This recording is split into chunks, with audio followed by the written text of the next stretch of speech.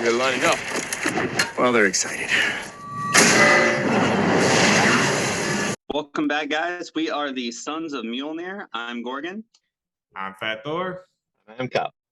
And if I'm not mistaken, today is all about you guys as fans. Questions you guys have asked us. We are the dudes who talk about Marvel and indie comics a lot. So one of the number one questions we get asked from you guys is, how do you feel about DC? As you can tell from my background and my shirt, we're going to get into it today. But before we do, we're going to start with a couple of other questions from you guys. Your best fan theories about the MCU. Thor, how about you read us off some of these fun theories for the day? Yeah, so like Gorgon said, we're going to be going through some of these theories. We got a lot of great responses on this tweet about MCU fan theories, so we wanted to kind of shout out some of our favorites. The first one I got here that I personally really love, it's coming from our friend of the show, Derek, aka Grimace Wayne. And he says his theory is, depending on Tom Holland and his longevity as Spider-Man, I believe they could go ultimate story route and have him killed off at some point to introduce us to Miles as the new Spider-Man in the MCU. Yeah, they coexist now in the comics, but in the beginning, that's how it went down. I personally love this theory. I think it's really, I think it's really interesting. And like Grimace says himself, that is how it goes down in the books.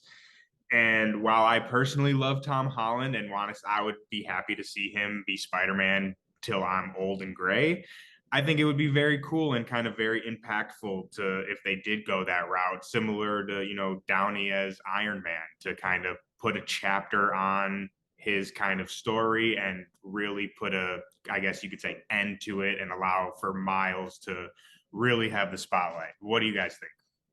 Valid. Valid? Yeah. I like it. Yeah. Oh, yeah. Valid. Let's go. And then we got the other one that we really liked that we thought was interesting was coming from Allfather. So that's at Allfather4551. He says the Infinity Gauntlet that we saw in the first Thor was real. Now, this one I like. This is very interesting to me, obviously being the Thor guy. He says that Odin collected the stones and used them for centuries / millennia. That's how he became the Allfather and why he's so powerful. He built Asgard and the Bifrost with it, and he gave gods their power and immortality. So what do you guys think about that? Valid, unvalid? I'm sort of on the fence of that one because I like the idea of the Bifrost and Asgard and all the powers of the gods coming from Odin himself rather than the stones. Like, I don't want everything being based around the stones. Mm-hmm.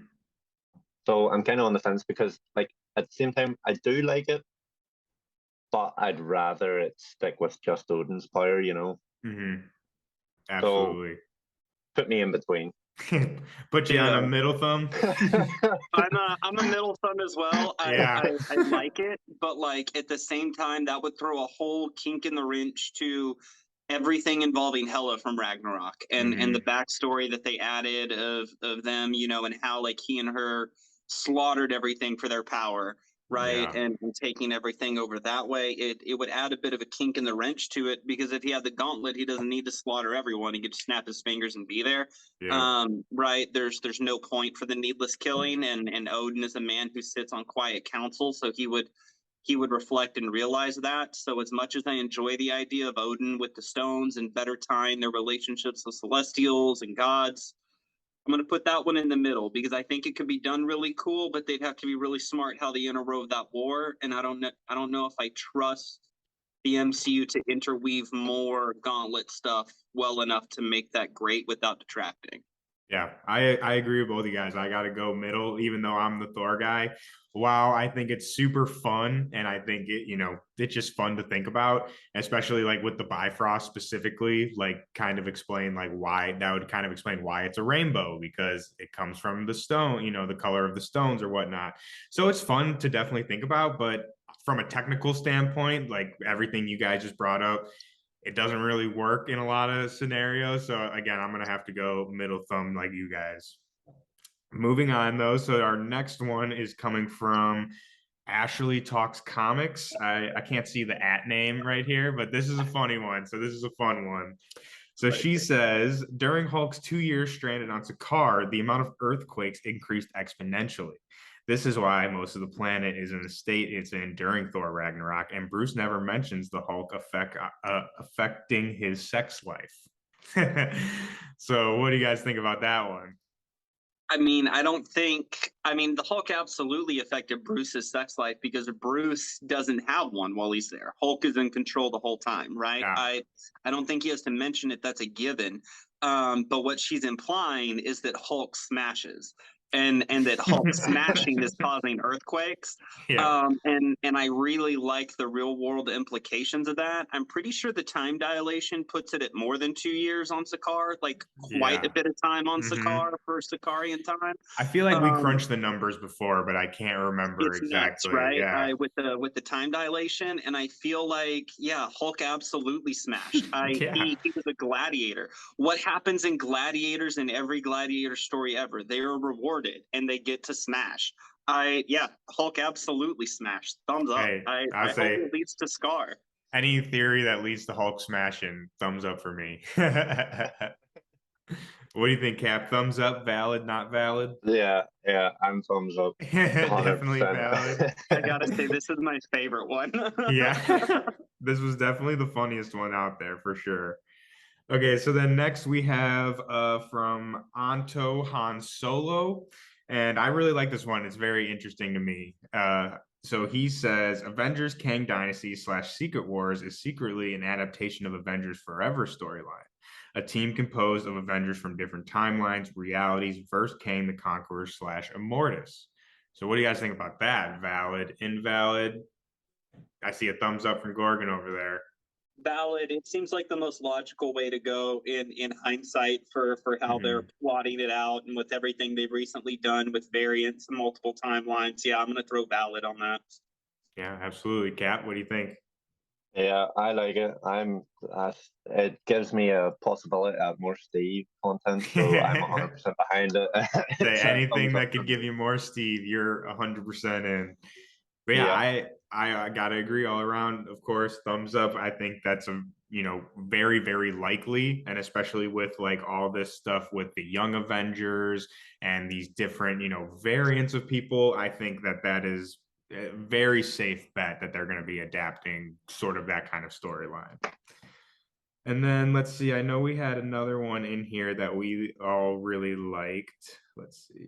Was it the Ant-Man one? Yeah, so this is just a really quick one, but I just love this idea. I've heard this before, but this is coming from our guy Cody Craig at Original Cody 82, and he says that there were two Ant-Mans in Endgame Final Battle because Hank suited up as well. And I mean, this is just fun. I mean, why not? I Why think, not? yeah, why the hell not? So I give it a thumbs up. I think that would be awesome. Yeah. I'm I a think thumbs I up too. responded on our account that day, and I said, "Yeah, man, why not? One Ant-Man, one Giant Man." Yeah. Makes I don't know total if sense. you guys have heard the theory. It kind of goes along with it, but that Ant-Man has been in the MCU longer before he was introduced, but he was just super tiny the whole time. So like he was at the Battle of New York and like all this other stuff, but again he was just super tiny. And I don't know. I always thought that was just kind of a fun idea. Like Hank was in the background for a lot of this stuff, but no one knew. I like it because, like, in Endgame, they were able to bring the Ancient One into the Battle of New York. So, like, it's easily enough to bring Ant-Man Yeah. into it as well. Exactly. And like you were just saying, even just showing that, like the Ancient One during the Battle of New York, like that just shows that there were other people dealing with this battle. I mean, obviously, the entire city of New York was under attack. So obviously, other people had to have been in that fight, but obviously, it happened off screen. I wouldn't be surprised if we got some Daredevil action in the Daredevil Born Again. We could Well, see. they tied it in Hawkeye with Yeah. how new Yeah, Hawkeye was inspired because Exactly. you saw the Yeah. original. Mhm. So that's dope. Yeah, I think like this has always been there, obviously, but we're now kind of starting to see like how that affected other people that were like, just in the city. Like you just said, Kate Bishop, like she was inspired by that. And I don't know, I just love when they do stuff like that, when they show things that we all remember, but from the other perspective or like from someone else's Yeah. perspective, and you see how that affected that person as opposed to, our main Avengers. These are good theories. Thank you guys for Yeah. commenting. Yeah, absolutely. These are some great theories. We really appreciate all the comments. And please shoot us more theories. We love to talk about this stuff, especially, me and Gorgon always got our tinfoil hats on and we're ready to go down the rabbit hole. So, yeah, I'm please gonna send make us one. more. I'm gonna make an actual tinfoil hat for our next freaking podcast. Dude, yes. Okay. I'm honestly writing that down because that we're gonna be doing that for sure. I'm gonna wear one the entire upcoming symbiote episode. Okay, so let's move on a little bit from the theories. Again, we could talk about that all day, but now let's get into DC. DC Comics.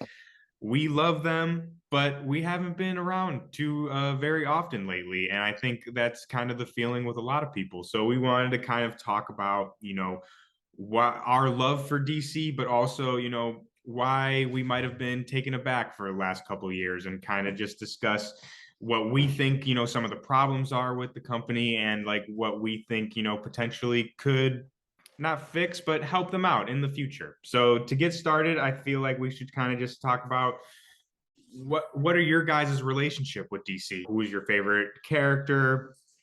Favorite run? Like I said, we kind of talked about this before the episode, but I was definitely a big DC guy as a kid. So again, just like, what are your guys' relationship with DC Comics? My relationship with DC is kind of at the minute non-existent, you could say. As a kid growing up, like one of the things that got me into comics in general was Batman, like the animated series. That was one of the first things I ever watched. So yeah, Batman was a major part of my childhood, and even my first few years as like a comic reader, Batman was like my main focal point. And then I started branching out. Batman started to take a back foot. But yeah, at the minute it's just non-existent. Let's go.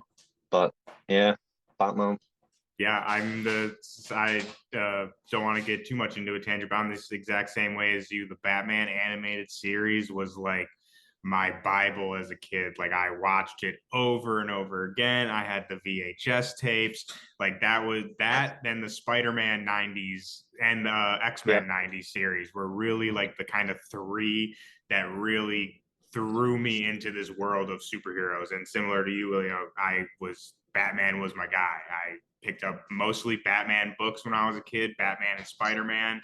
And I just had a love for Batman and DC as a whole. I feel like as a kid, I was more into the realm of DC than I was Marvel. And like Flash, Superman, Batman, Green Lantern, to me, those were the kind of standard for, the big boys in the comic world.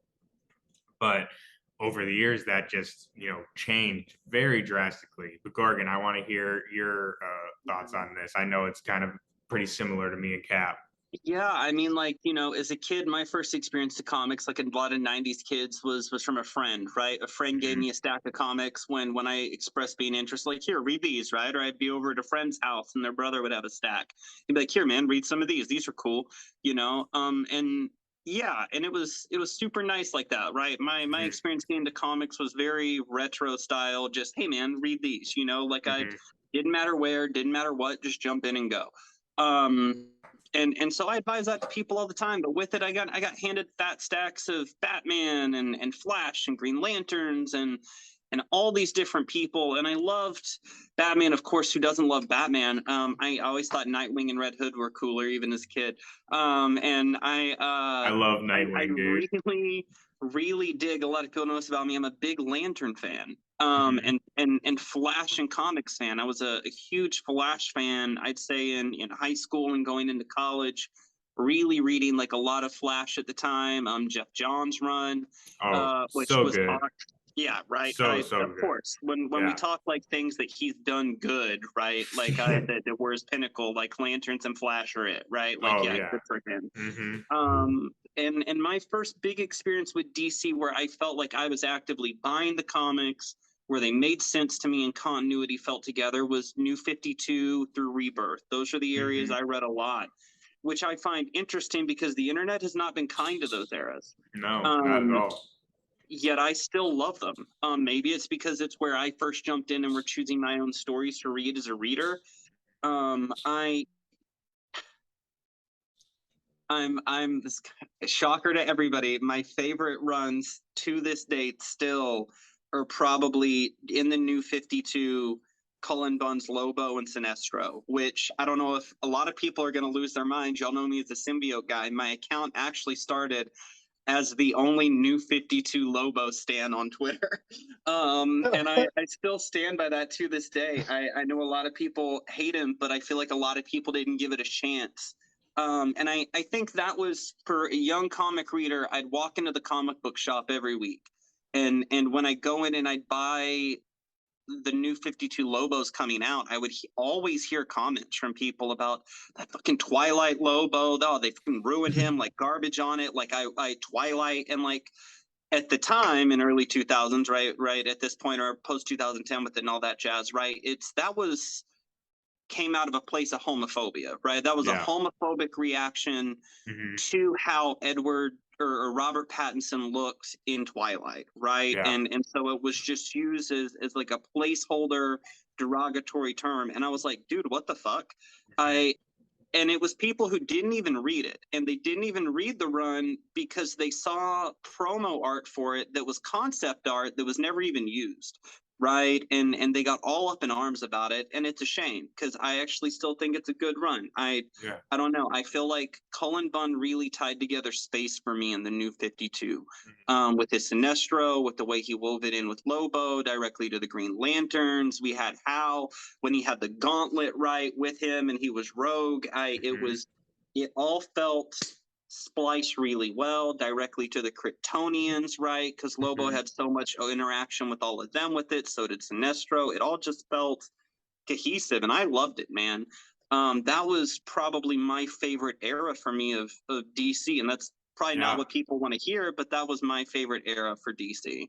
Yeah, and I mean, I totally agree with you too. I think a lot of people, especially with Lobo specifically, kind of wrote it off right away. But I gotta say, I kind of got into if you would, like a resurgence of DC because of New 52. Like I loved, like you said, I loved Jeff Johns as the Flash and his Green Lantern. And a couple years after that, when they started doing all the stuff with the Button and like the Watchmen and Doomsday Clock, I went back and kind of did a little bit of my homework with the New 52 and Rebirth.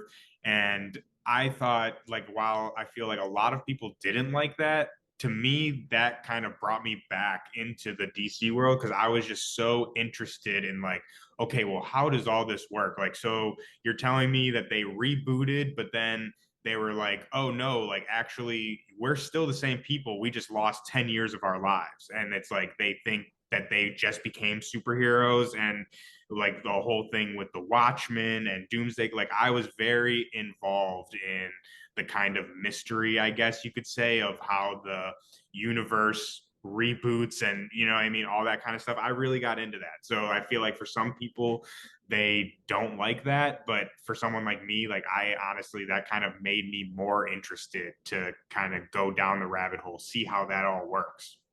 So like I said, I gotta give some I gotta defend the New 52 a little bit here. Have a full house on we have a full house on the New 52 because that's my favorite era too. Hey, let's go. Sons of Mjolnir officially taking a stance against the internet today. Yes, Sons of Mjolnir back New 52. So I got to ask you guys. So, like you said, we all were kind of more DC guys as kids. So I got to ask. I mean, what do you think happened? I mean, I know it's probably hard to kind of pick like one specific thing. Like, oh, I put it away because of this. But if you could just kind of think of, you know, what might have been the thing that kind of put it on the back burner for you, what do you think that would be? You know, for me, I think it has to be a lot of it probably stemmed to my anxiety. As an autistic person getting into comics, right, and buying my own comics at that point in my life, choosing the runs, going into the comic shop and just hearing the way other comic people talked about the New 52 and about Rebirth constantly. Like I felt like I couldn't pick up a single comic book in the shop from DC without three, neckbeards just absolutely roasting me alive in the comic book store for everything I picked up, right? I Uh-huh. always, whether it was the comic book shop owner, whether it was the regulars who were there, the old timers who were there playing a card game, right? Like it felt really toxic and hostile. And I get Yeah. online and we didn't, Twitter was there, but it's comic book Twitter isn't what it is now. Right. It's the internet was in a different place. It wasn't as wholesome or good. And I don't know. The fandom really burnt me out on it. We had, the Nolan movies and stuff coming out at the time, and the toxicity of Joker fans began to rise. And then we had the toxic people doing the whole like 1,090,000 Harley Quinn cosplays with their Yeah. boyfriends doing the Joker thing and looking, in hindsight, there were some huge red flags about a lot of those early cosplay couples, right? With it, it's like, bro, bro. I would And say I don't think that's the couple that you wanna like yeah, emulate. it was DC was in a real toxic place for a minute as a fandom, in my opinion, and that's Yeah. just me. But I think the community at DC probably drove me away more than anything else. If I'm being honest. Yeah. And I mean, I can absolutely agree with that. And I just mentioned this really quick, but all the Snyder cut stuff and all of that, like, we could talk for hours about the kind I of have complications with more. all that. But yeah, the I have fandom is more just, death threats in my inbox from Snyder fans yeah, than, like, than I think, anyone else. yeah, and I think it's not just Snyder fans in particular. Again, this is just outside looking in. I am a DC fan. Let me just clear that for everybody. So like I am no way trying to bash anybody or, bash DC. But in my experience, it seems sometimes DC fans can be a little bit more hostile about their media and about, what's going on in the world of DC.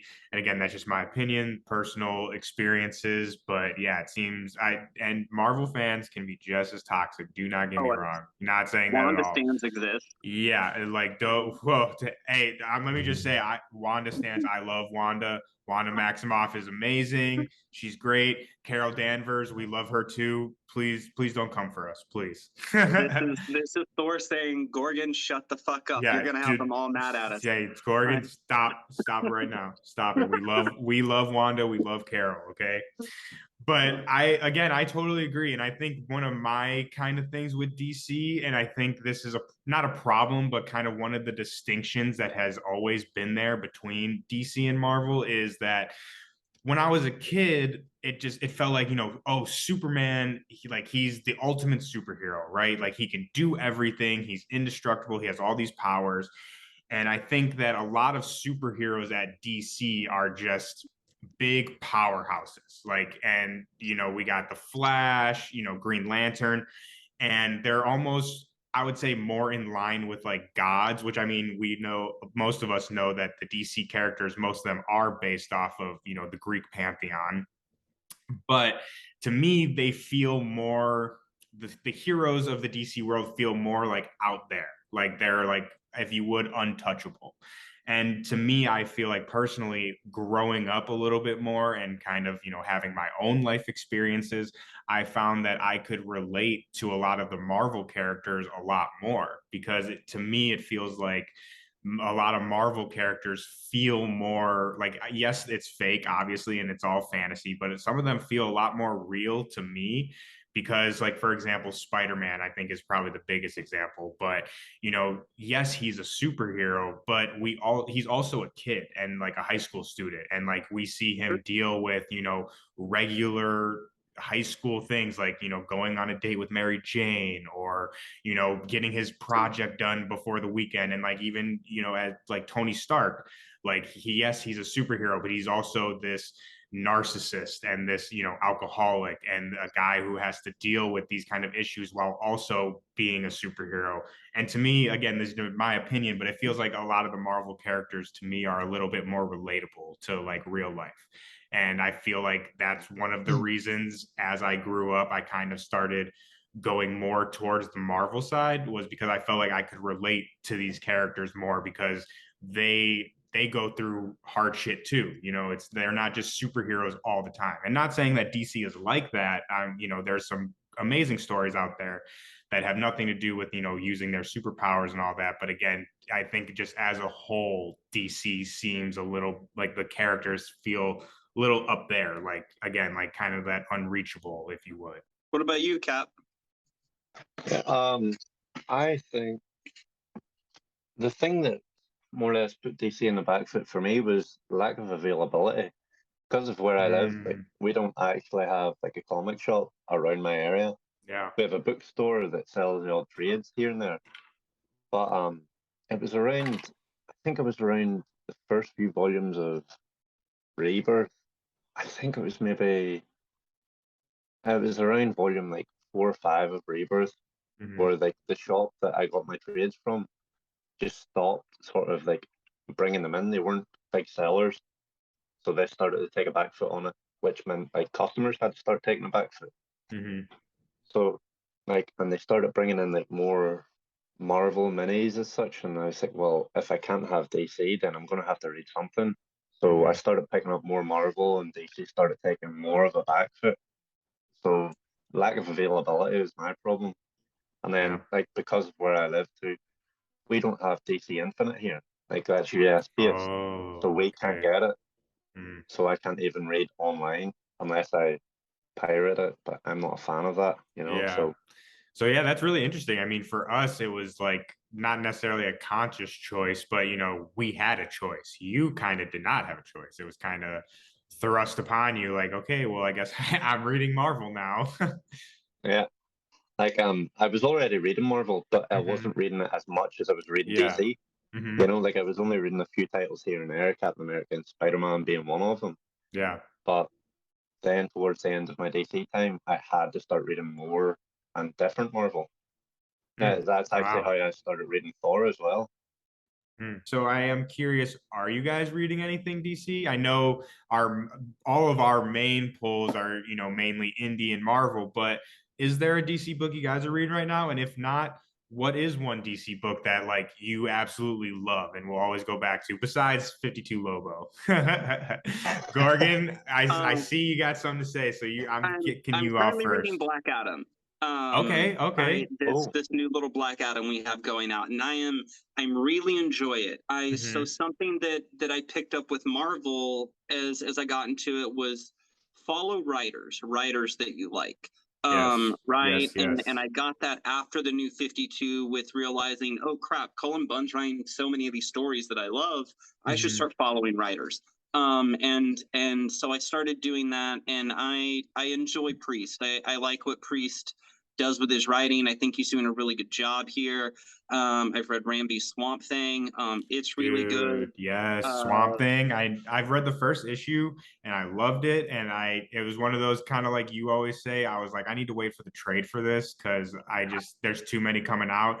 So I am beyond excited to go back and finally get into Swamp Thing because I've only heard amazing things. Amazing things. And I hadn't read much of Ram V prior to Ram taking over Venom. And with Al, oohing on that. So it's I going in and seeing what he's done for Swamp Thing. It's such a different tone, such a different style for it. The guy's really got great writing chops in letting him tell a diversity of stories.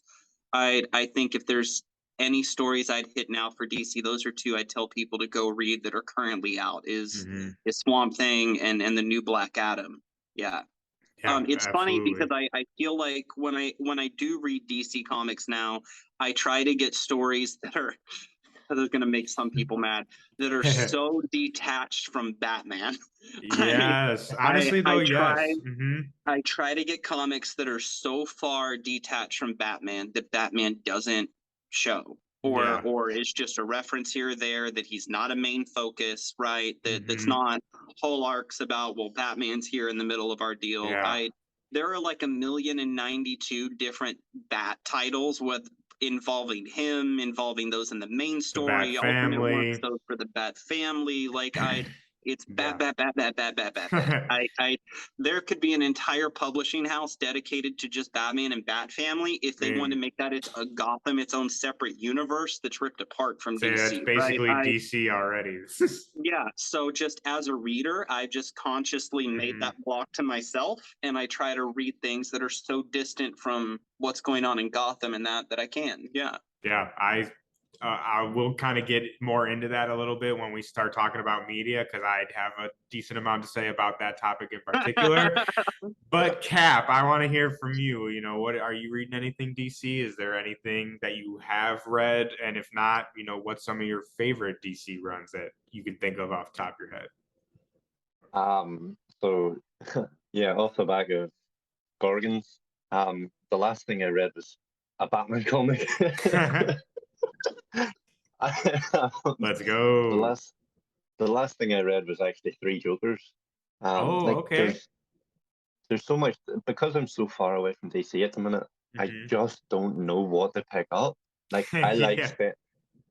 because I've been reading for so long. I like to stay in some sort of continuity, Mhm. but I can't at the minute because I'm so far Yeah. away from it. So I just don't pick anything up. Mhm. You know. I gotta say, But I really enjoyed Three Jokers. I know some oh, people out there, there was like kind of a weird thing about it after it came out, where some people really hated it, but I really liked it. I thought it was really interesting. I loved it. I really liked it too. Mhm. But at the same time, I like the concept of it more than I actually like the final product. Agree 100%. I 100% agree. That's a great way to put it. Like you said, the concept of it really threw me in. Did the book live up to that concept? Maybe not, but it was still a fun read for me. In my Yeah, opinion, the show Gotham did an incredible job with Three Jokers Mhm. in as a concept more than Yeah. the comic did, and that's just me. I can't remember Callahan. I can't. I'm drawing blanks on The names dude, today. the dude who Uh, plays Cal the Kestis. Cal Kestis. yeah. Yeah. I like yeah, man. Homeboy, in my opinion, nailed it as Jerome or whatever you want to call him. Right? They couldn't call him the Joker, but he's the Joker. We all know it. Yeah. I feel like he absolutely nailed giving us three different versions. Mhm. I See, I never so got well. into Gotham. I'm kind of embarrassed to say this now, but like when it started, I watched like maybe the first couple episodes, and I was totally one of those dudes that was like, man, this is not how it happened in the books. Like, you know, that's not how the penguin became the penguin. And I was just like, yeah, I don't want this. And I never really got into it. But I mean, I've heard it's actually really great, like the show. I Yeah, got it's one of it's probably one of the best DC shows out there. Like if you take away from the fact that it's not 100% based on the comics, Yeah, it's like a you know, new if you take thing. it, yeah, if you take it for what it is, it's actually really, really good. Hmm. Yeah, like I it's said, an I need to give it a adaptation. chance. Yeah, like I said, I'm almost embarrassed to say that now because I was totally that guy. I was like, yeah, I don't like that. That's not my Batman. Next time you're sick, just take a couple days and binge it all. I'm pretty sure it's on Yeah. Netflix. Just power through it. Hey, you know I'm a binger. But what have you read recently? So, like we talked about, I haven't really been reading much DC, especially over the last couple years, and especially with all my Marvel pulls. It honestly sometimes gets hard to even dip into the DC world because I'm so behind on other stuff.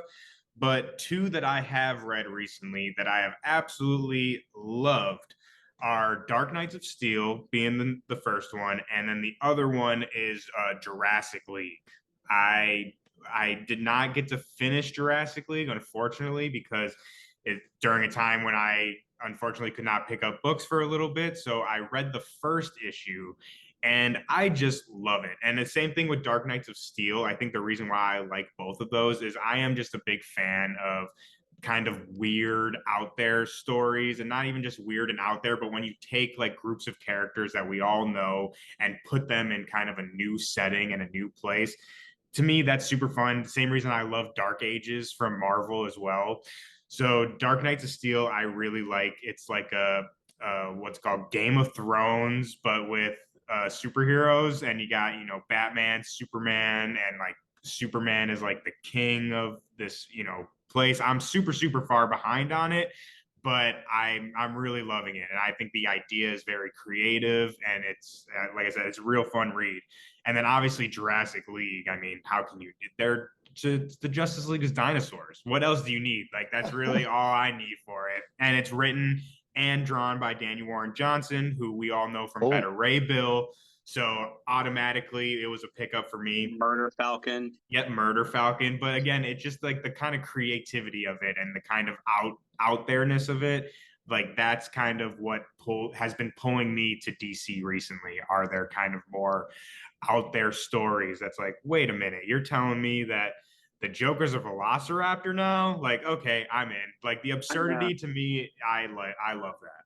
It's funny you mentioned that because one of my best friends who's a listener to the show, I call my brother down in Texas, he's recently got back into DC Comics, and that is the run that got him back into DC Comics, actually, was that because of the absurdity of it, because of the art. He fell in love with Daniel Warren Johnson's Beta Ray Bill, Murder Falcon, and he saw that and he was like, yo, I'm gonna get back into this. And that's what got him back into DC Comics. Yeah, like I said, it's just fun, and it's like it gives me that feeling like when I was a kid. You know what I mean? Like it doesn't have to make sense. It doesn't have to all be some kind of, you know, deep, you know, insightful look into the character. Like they're dinosaurs and they're superheroes.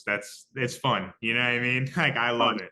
But yeah, so that's what I'm really reading from DC these days. I mean, other than that, I mean, like you said, Ram v Swamp Thing, I am super excited to get into that. And don't get me wrong, there's some great stuff coming from DC these days. I know, you know, shout out to a friend of the show, Bear. He's big into DC, and he keeps me up to date on a lot of stuff that's going on in DC. So by no means are any of us saying that DC does not have good stories. It's just personally for us, it's at least for me, the Marvel stories have just been kind of really hitting on a personal note a little bit more for me. Yeah, I'm with you on that one.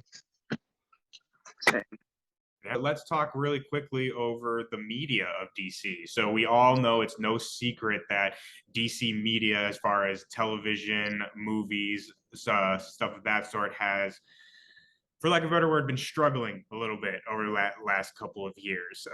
We just got a new kind of revamp of the entire DC catalog. They scrapped a bunch of things. There's things that maybe should have been scrapped that are still coming. So I kind of want to ask your guys' opinion. What is, again, your kind of relationship with DC media over the years as far as the movies and the shows go? Are you guys fans? Do you think that there's room for improvement? You know, or not room for improvement, but what would you guys like to see from this kind of new direction, I guess you could say, that DC is going to be taking? Overall, I'm a fan of DC media. Mm-hmm. I like the majority of things they brought out, but at the same time, I feel like they could handle it better. Like the lack of not knowing whether we're getting Superman or not, man. That's essential. That's a bummer. Like, yeah. Like I'm a big fan of Henry Cavill. I need to have him back as Superman. Yeah, and the man wants to do it. Get him a film. I think Cavill. Yeah, get that man a cape right now. But yeah, I love Cavill, man. I've always thought Cavill was like, and this is my opinion, like a perfect Superman. Like he looks the part. I think he really gives that kind of justice and hope kind of feel, if you would. And I liked him as Clark Kent too, which I thought, you know, when I first saw the dude, I'm like, you're telling me this guy's gonna be Clark Kent? Like he's freaking looks like he's carved of marble or some shit. But I was, you know, pleasantly surprised he played a good Clark Kent. Like he was, you know, geeky kind of, you know, with the glasses. So yeah, I'm huge fan of Cavill. Gorgon, what do you think? I love DC Media. I think in the animation division, they got Marvel beat. I'm gonna be honest, and Oh, I don't mean in like absolutely. VFX animation. I mean like animated show style. For for people who are like, oh, animation's for kids, comics are for kids. I'm gonna be honest with you, DC animation ain't. It Mm. absolutely comes for you as an adult. DC With has the been. violence, the blood, the people they pull in for the acting, how hard they Mhm. go. I think they nail it. I I love a lot of the movies that have come out. I enjoy a lot of the movies that have come out. Let me put it that way. I like the first Wonder Woman a lot. I really dug Aquaman. Mhm. I that was fun. I For me, I guess, and for a lot of fans, seeing what's going on with the DCEU has felt like the last 15 years of watching DC try to figure out how do we build a cinematic universe to compete with Marvel with no cohesive vision and no Yeah, one sitting at the center of the plan. it's catch Right? up. Feige sits at the plan of Marvel, Mhm.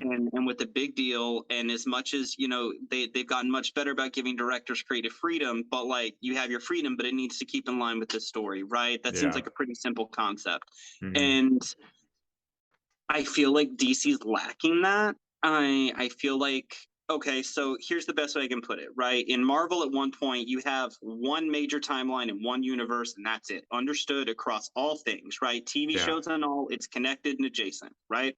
Cool. But in DC at one point we had one to like three different universes on TV with different storylines. We had the Mhm. main cast going on in a movie. We had the new Batman movie being made with Pattinson. We had another prospective Batman movie in the works with the Batfleck film, and we had the Mhm. Keaton one coming back at one point. So there's like seven different ones that are connected, but not connected because the crossover is canon, but not canon.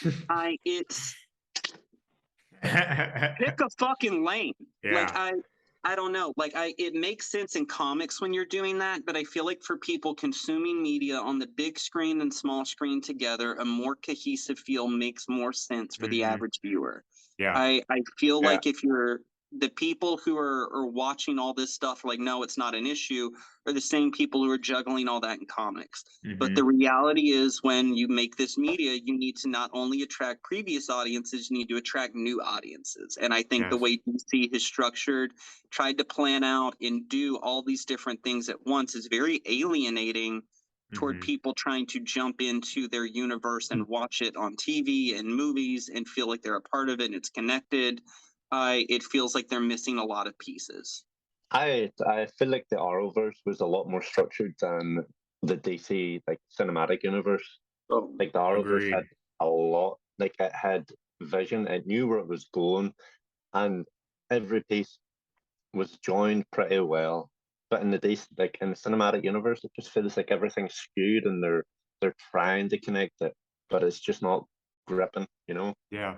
I 100% agree. I really think that, I'm the Marvel shill again. I'll say it as many times as I need to, but it really, to me, feels like ever since DC started their kind of DCEU and all this stuff, Marvel has just had them in a chokehold this whole time. And I feel like DC's problem, in my opinion, has always been that they are trying to play catch up to Marvel like so bad. Like they want what Marvel has. Not saying like they, want to do movies like them, but just like the success that Marvel has had over the years.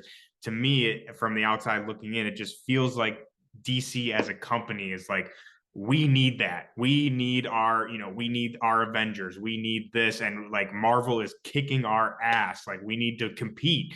And so they kind of just really got ahead of themselves with trying to compete with Marvel. And they were like, oh, like they got Avengers, then we'll give them Justice League. Like we have Batman, we have Superman. And I think they put way too much into these characters being like, oh, well, we have Superman, like fuck Iron Man, you know what I mean? And they didn't really put not much effort, but they didn't focus on what's important and like why these Marvel stories do so well are the characters and the people behind these super people. And I think they just were banking on the notoriety of their characters and like I said, the stories and the character development were sacrificed for that. And again, I think that's again, in my opinion, their biggest problem is them trying to play catch up. And I think when they started doing Joker, I was very interested because I really think that they need to just put some blinders on and do what they want to do and do it well. You know what I mean?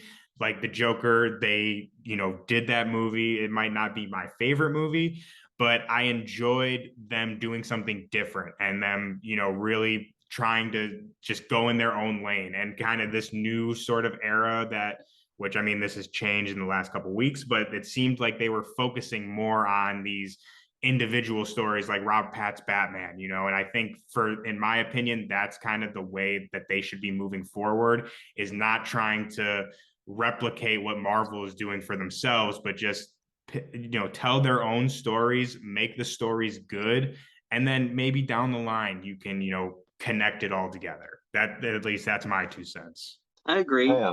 I might be on my own on this one, but I like the idea of the Justice League and every hero being connected and meeting each other's villains, but I like the idea of solo films, like each character just being solo.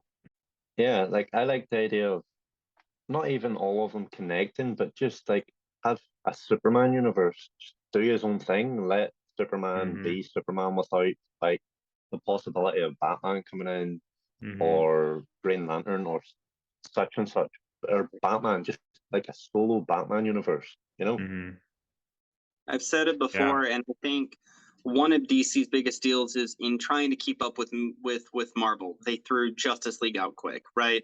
Yeah, too quick. Too quick. I think we should have had more solo movies, in my opinion. I think the Flash solo should have came out first. I think the Aquaman should have came out prior. I think we should have had at least the majority of the Justice League should have had a solo movie before the movie.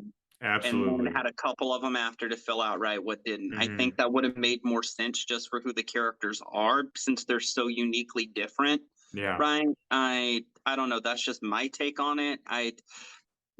The Flash has been an interesting one, right? With all the media surrounding it. I feel like everybody at this point is just don't release it, scrap it, right? Because of Ezra and everything. It's gone through a million different script changes and writers, and it feels like a movie that's been in development hell, and now they're stuck with it because they've invested too much because they're worried about losing money. But the reality is, at this point, it's a wash. So just wash it. Yeah. I remember at the time when it was first announced, hearing that the first Flash movie is going to be like Flashpoint, and I thought to myself, that is absurd. Why would that be your first Flash movie? That's something you do later. Right. Yeah. Let's have him fight his rogues. We have all this set up with him and Boomerang and Captain Cold, these other people. Let's do that. Give us some Flash content. Explain why he's erratic, why he acts the way he does for your Flash. Right. I feel like if we would have had a solo movie to explain and go in depth with how fast his brain's working and how he's different from our normal Flash, he would have felt better in Justice League and would have been better receptive, as opposed to the pushback we gave him as fans, right? There wasn't a foundation to get to know the character and why this Flash feels like an amalgamation of Barry and Wally, right? Into one. I feel like they could have done that better. I think they could have done better with distinguishing that Eisenberg's Lex is Lex Jr. and not Lex Luthor, right? That's made 3 times in the movie. They make it a statement that it's Lex Jr. and not the main Lex. But he's still, in the end credit, is listed as Lex Luthor, not Jr., which is confusing. I feel like they could have taken 5 minutes in the movie to make it prominent that you're Lex Jr., not Lex, right? And to establish why he's different, he would have been received better. I just feel like the little things necessary to make the character stand out weren't done before throwing them all in the pot together. Yeah, absolutely. And I think it all, like you were saying, it kind of goes back to what I was saying. I think it's the same problem in both areas. Is they're like, oh, it's the Flash. Like, what do you mean? Like, everybody loves the Flash. But what they're not getting is, even though, yes, we all love the Flash or Batman, yes, we all love Batman, but we still need that development as character, especially for this new Batman or whatever in the Justice League. So like you guys both said, I think they would have majorly benefited from having those solo films first, so we can build relationships with these characters. And it's like, yes, we all know Batman, but we don't know Ben Affleck's Batman. It's like, introduce me to him, let me see him and like what he's about, and then once we get to Justice League, then I'll care about him more because I have seen him in this, or we have gone through his kind of more personal story. And that goes for Flash, Cyborg, Aquaman, all of those people. It's like, and I'm gonna say too, like, we talked about this before, I'm a very easy critic. When Justice League came out, like, I acknowledge the problems with it, but at the end of the day, I'm a simple man. You give me Superman, Batman, Aquaman on screen together, I'm happy. You know what I mean? I'm happy. So, like I said, I think it's just we needed more of that groundwork, and again, needed more of that relationship with these characters, because while they are childhood beloved characters, in the media, they're completely new, and you need that relationship built to, I think, really care about what's going to happen to him. Because then in Justice League, it's like, okay, like, I guess this guy is Flash, like, I guess this guy is Cyborg, you know what I mean? It's like you just have no idea about them, at least in my opinion. I mean, the Sandman just came out, right? Yeah. Which is a DC property, so it's like DC Universe adjacent, and in my opinion, it's the best current DC property out there with it. Absolutely. Everybody go watch Sandman out there, because it is incredible. I knew nothing about it going into it, and I loved it. So if you haven't read the book and you are like kind of iffy about it, go watch it. I know. I'm exposing myself as a comic nerd right now. That's one reason why I haven't actually watched it, because I know absolutely nothing.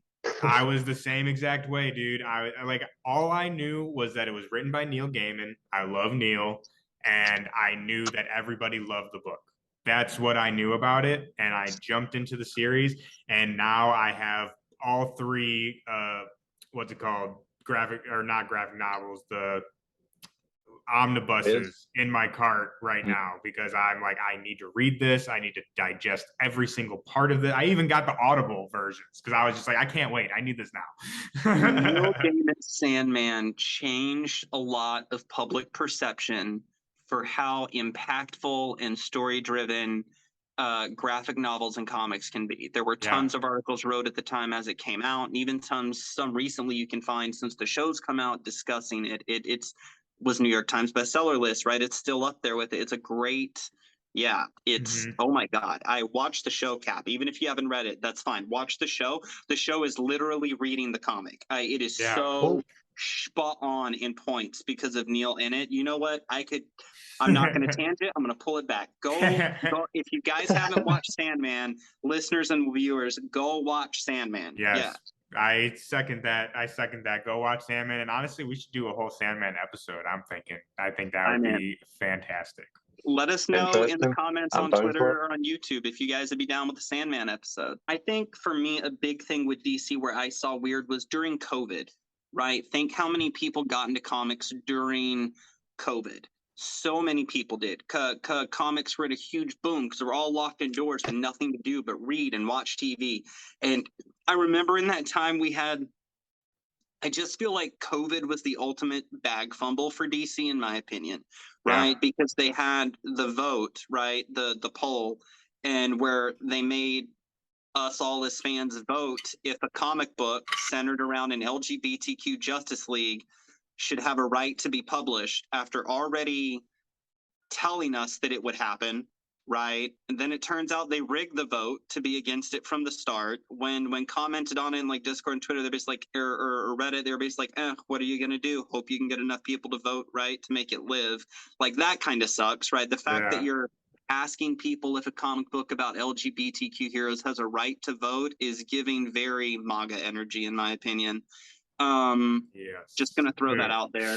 And then they have the DC Fandom event where they're like, well, we're the DCEM now, right? DC Extended Multiverse. And literally my God. collectively as fans, we went, so Shut you're up. acknowledging that your multiverse is connected. And they're like, well, yes, but no, it's like extended and it's connected, but it's not. And the crossovers are canon, but not canon. So we all went, anyway, you're still the DCEU to us. Like, Yeah. it just felt like an ultimate bag fumble, in my opinion, for DC at getting it together, as opposed to Marvel, who continued to push on with the plan. I felt like COVID was the wrong time to be trying to mix things up and get a plan together. I felt like at that point you should have had a plan and been pushing out, because it's when everybody was consuming media. Yeah, absolutely. Cap, what do you think about that? Yes, like I agree and I disagree at the same time, because I think COVID was probably the perfect time to actually pick a plan and go for it. Maybe not jumble things up so much, but Yeah. pick a plan and start working on it then, because you have so many consumers like consuming your content at that time. That was the perfect time to actually get your plan flowing. Yeah, 100% agree. You said they could have taken that time to really kind of, instead of pushing things, they could have taken that time to take a step back and been like, okay, what can we do to get this train on track again? And I feel like they did the opposite, and we're just like, oh, people are reading our stuff, watching our stuff. We need to get things out there. You know what I mean? Again, this is my opinion, but trying to play catch up with everybody else. They're like, oh my God, they have multiverses coming out. They're doing the multiverse. Like, we need to, we need to get, catch up. And again, it's just like, chill, like take a step back, do your own thing. Like, you have the characters there, like the characters, the stories there, it's all there. It just needs to be funneled into one direction. And, you need to, in my opinion, stay the course, pick a direction and stick with it. Just, put blinders on. I don't give a shit what Marvel is doing. I don't give a shit what Netflix is doing. Like, this is where we're going, and just stick it out. Yeah. So I'm building on top of that, though, before we get out of here, I want to know, so if, say, you guys got put into the DC room tomorrow, what would be your number one advice or thing that you would recommend to kind of steer this ship back into the right direction? Not even taking into consideration all the problems or things that we do like into consideration. Like I said, what would your main, idea be to kind of, like I said, try to direct this ship in the right direction? I guess for me, I would say hard evaluation needs to be made about when were we last successful, and when did the vision feel cohesive, and what was different. And if we're being honest and we're looking back over the last 15 years of DC media, regardless of how you feel about him, the cult, when Zack Snyder was in the writing room and had a full-on cohesive plan for a universe, it was at its most cohesive plan to date, arguably, slate-wise, right? I feel like they need to get back to a point of that. And if that involves calling Snyder back, it involves calling Snyder back.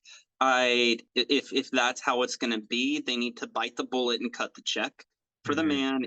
And he doesn't have to direct or anything. He could literally be the person in the room helping make sure stories stay cohesive. The man can put a timeline together. I will give him that, right? I would say just get your universe not in shambles and back to being cohesive should be priority one.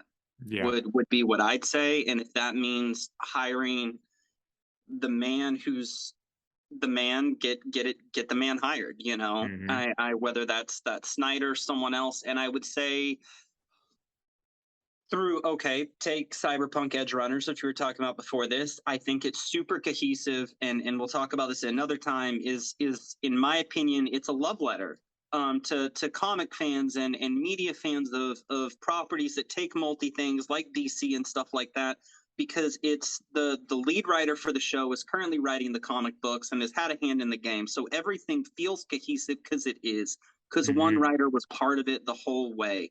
I would say if you're going to build a universe with comic books, it works better, as we can see from things like It, Sandman, Old Guard, by having the writers for those properties in the room Yeah. with it to develop it. I would say get one person in charge of your long-term cohesive vision and have actual comic book writers come in to help you write your scripts for your movies and make it feel cohesive and unified. That would be my priority one. You know, that, and I would can Flash and re-release Batgirl. Amen. I'm with you on that one. Cap, what about you? What would your biggest, I guess, like I said, advice, or what would you do to kind of steer the ship? Well, like Morgan was saying, I would can Flash completely.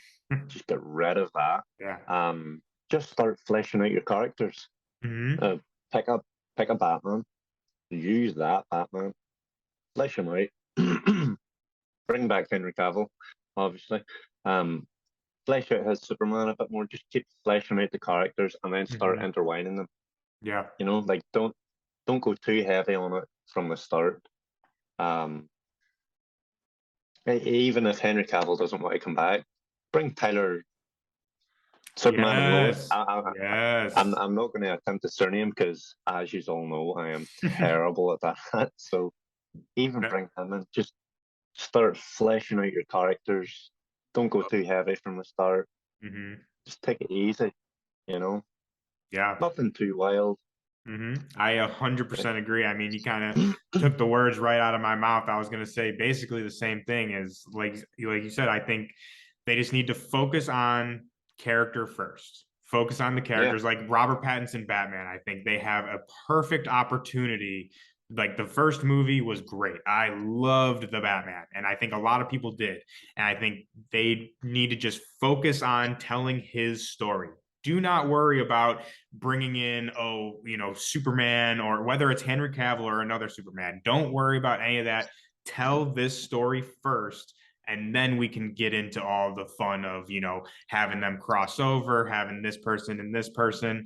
But yeah, I 100% agree. I think they really need to start just focusing on the characters and their individual stories, and kind of put the idea of the, connectivity on the back burner for a while. You can have little things here and there that, suggest that the worlds are connected. But again, the main focus, I think, needs to be on these characters. And that would be my biggest thing, I guess I would say. And my first thing, like you guys are both saying, scrap Flash, and I'm bringing Cavill back. We're bringing Cavill. We're bringing a solo Superman movie, and we're bringing Superman back. I'm sick of all this bullshit of Superman's a boring character. Superman is this and that. No, we're bringing Superman, putting him in the forefront, and we're showing people this is what DC is. This is what DC can be.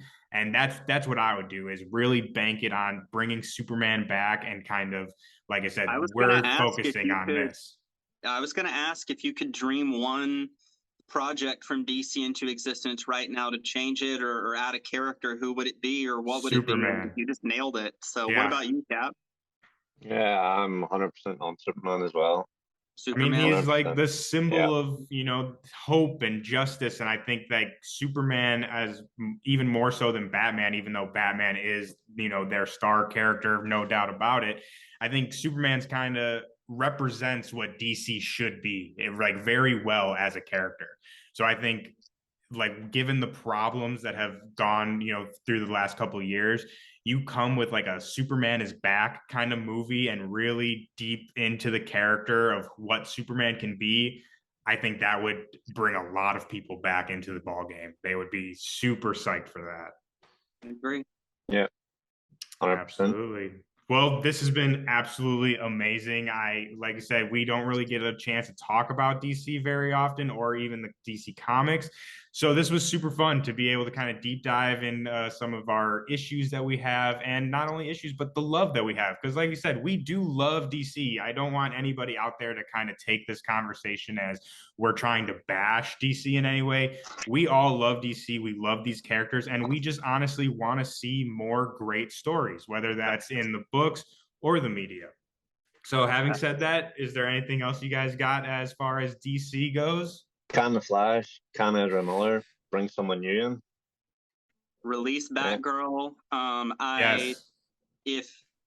You know what? I've always felt like where DC could have gone better from the start is their Green Lantern show. I feel like it should have been released before Marvel went cosmic.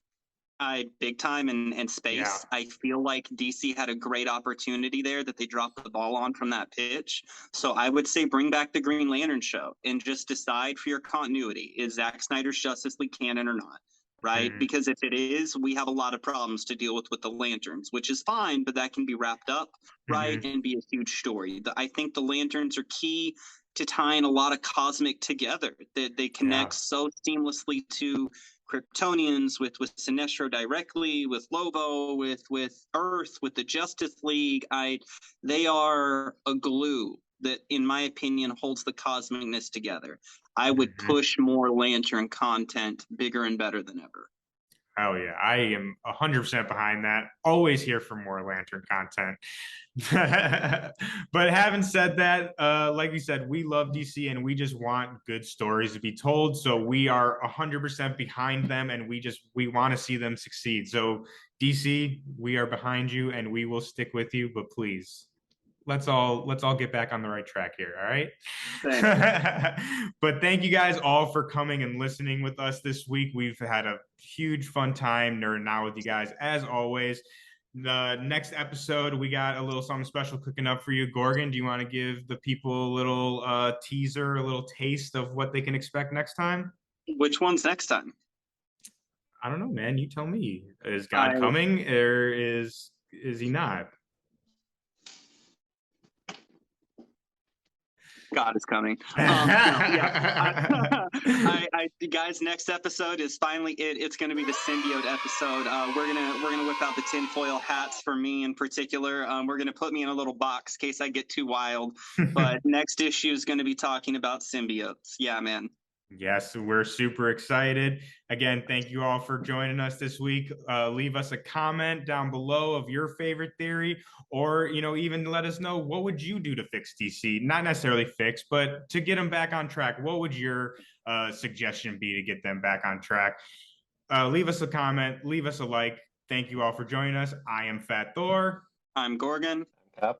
And it has been absolutely wonderful being here with you guys all today. May your stacks be fat this week. Stay hydrated, and we will catch you guys all next time.